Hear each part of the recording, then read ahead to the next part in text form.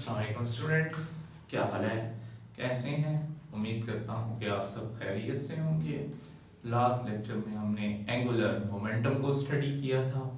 इस लेक्चर में हम एंगुलर मोमेंटम स्टडी करेंगे रिजिड बॉडी का।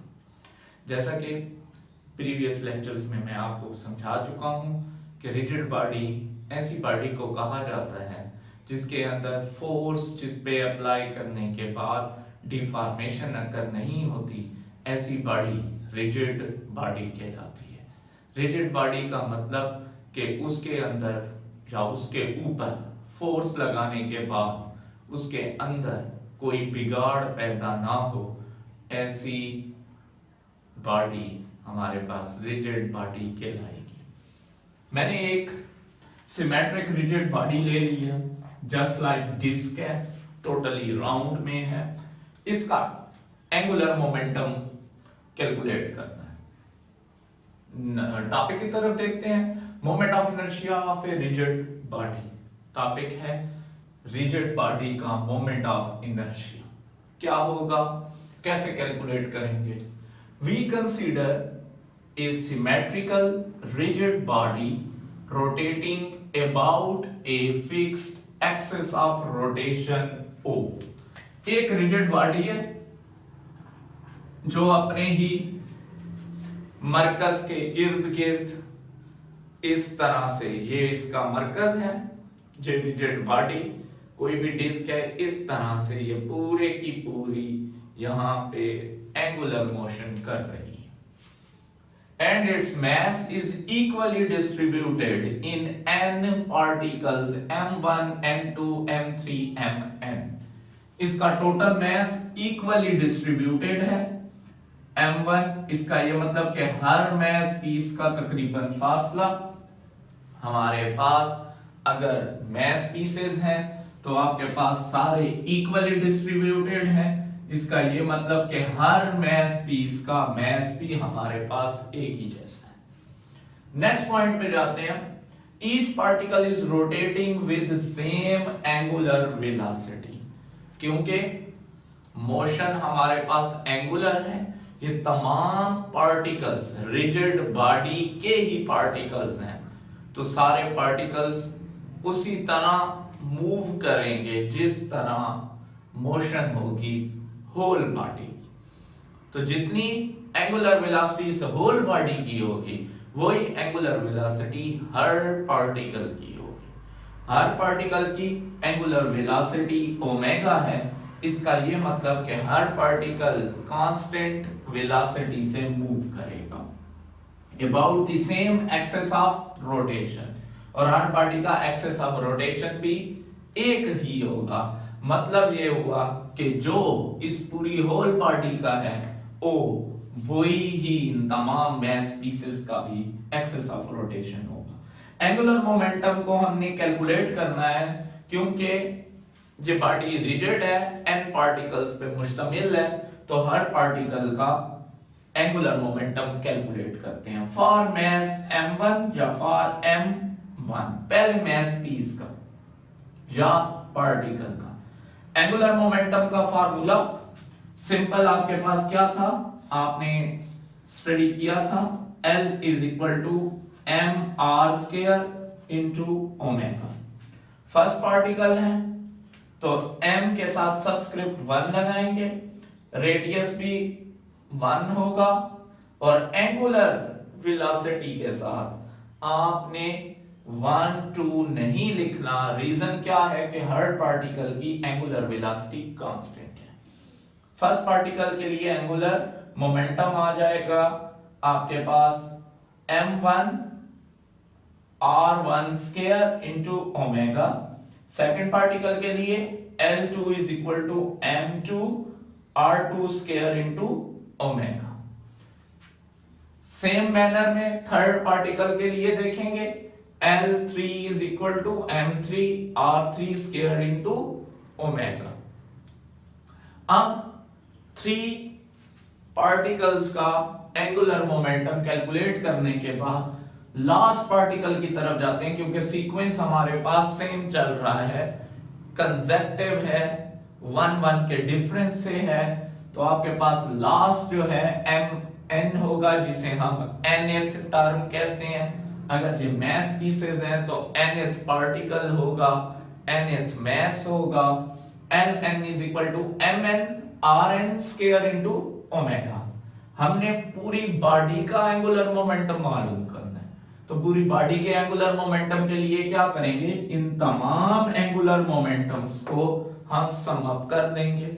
तो इससे आपके पास क्या आएगा, टोटल एंगुलर मोमेंटम आएगा। ये टोटल एंगुलर मोमेंटम किसका होगा, उस होल रिजिड बॉडी का होगा। देखते हैं कि टोटल एंगुलर मोमेंटम क्या है।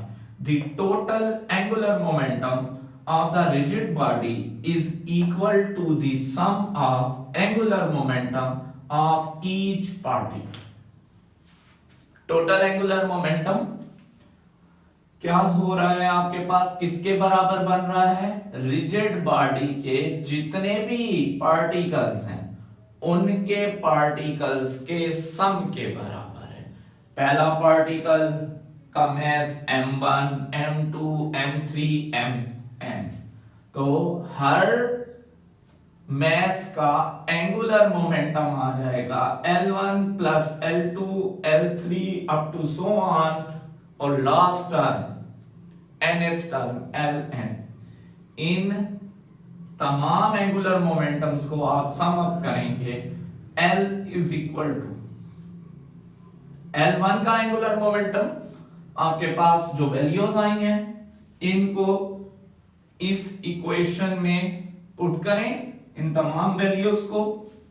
तो इसके बाद रिलेशन क्या बनेगा, m1 r1 square into omega plus m2 r2 square into omega m plus m3 r3 square into omega plus up to so on plus last term mn rn square into omega. Omega तमाम particles के लिए constant है, बाहर निकाल लें। Common तौर पे आपके पास बाकी क्या बच जाएगा, m1 r1 square m2 r2 square up to so on mn rn square. ये बिल्कुल m1 m2 m1 r1 square m2 r2 square sequence कंसेप्टिव है, तो हम इसको समेशन फॉर्म में लिखते हैं। समेशन का operator summation i runs from 1 up to n, values m i r i square into omega. Bracket में अगर आप इस टर्म को देखें तो ये जो क्वांटिटी है ये आपके पास, या ये वैल्यू है, ये किसके बराबर है, moment of inertia of the rigid body. Moment of inertia of a rigid body को किससे लिखते हैं, I से। तो I किसके बराबर हो गया आपके पास, summation I is equal to 1 up to n m i r i square. तो आपके पास इक्वेशन क्या बनती है, L is equal to I omega. इस इक्वेशन से हमने समझ लिया कि ये हमारे पास एंगुलर मोमेंटम है किसका, रिजिड बॉडी का। तो एमसीक्यूज में रिजिड बॉडी के लिए ये एंगुलर मोमेंटम आपसे पूछा जा सकता है कि angular momentum of a rigid body इस तरह से लिखना है, इस तरह से बाद में लिखना है।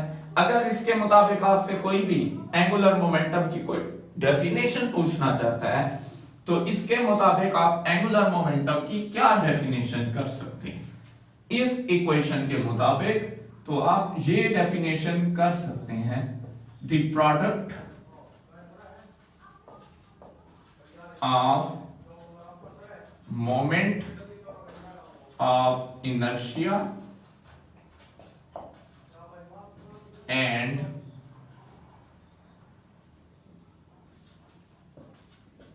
Angular velocity of the rotating body is equal to angular momentum. ये आपके पास एक और डेफिनेशन आ गई कि प्रोडक्ट है मोमेंट ऑफ इनर्शिया और एंगुलर वेलोसिटी का किसके बराबर है, एंगुलर मोमेंट। तो आपने ये इक्वेशन सीख ली, बहुत ही इजी है। आपको कोई भी कंफ्यूजन हो, नेक्स्ट लेक्चर्स लेने हो तो मेरे चैनल को लाइक करें, सब्सक्राइब करें और तमाम वीडियोस आपको डेली बेसिस पे इंशाल्लाह मिलती रहेंगी। ओके, अल्लाह हाफिज।